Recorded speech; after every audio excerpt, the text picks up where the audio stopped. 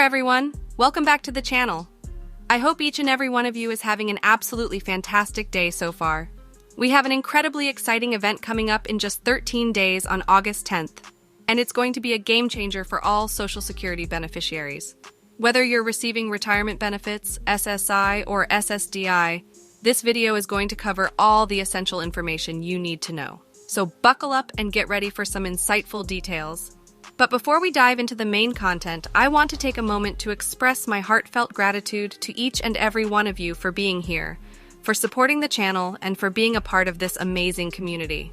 Your engagement and enthusiasm have been a driving force behind the growth of this channel, and I can't thank you enough.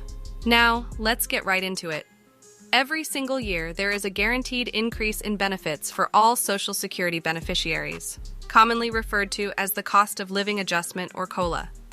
This adjustment is based on the Consumer Price Index for Urban Wage Earners and Clerical Workers, CPIW, a metric that measures inflation using a basket of goods and services.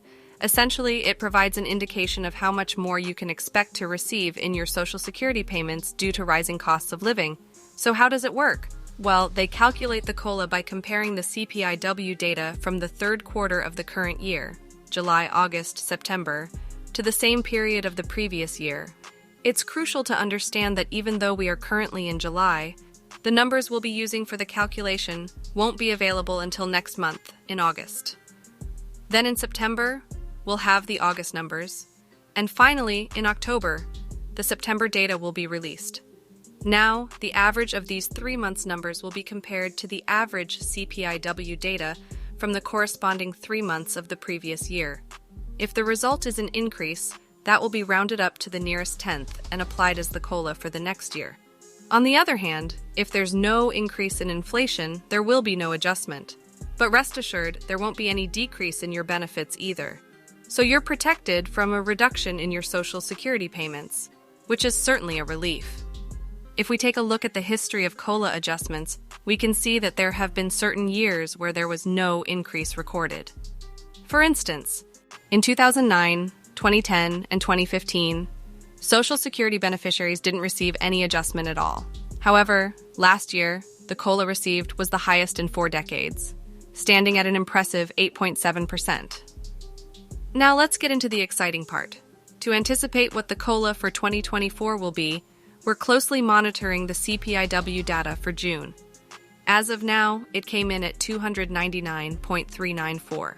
To calculate the potential increase, we need to compare this year's July, August, and September numbers with last year's data, which were 292.219, 291.629, and 291.854, respectively.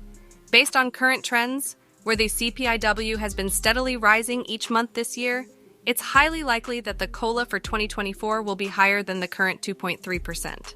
So we eagerly await the July CPIW numbers to get a clearer idea of where the inflation data is heading. Mark your calendars.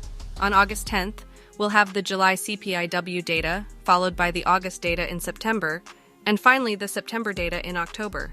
The official COLA increase for 2024 will be revealed on October 12th, which is the date we're all eagerly waiting for.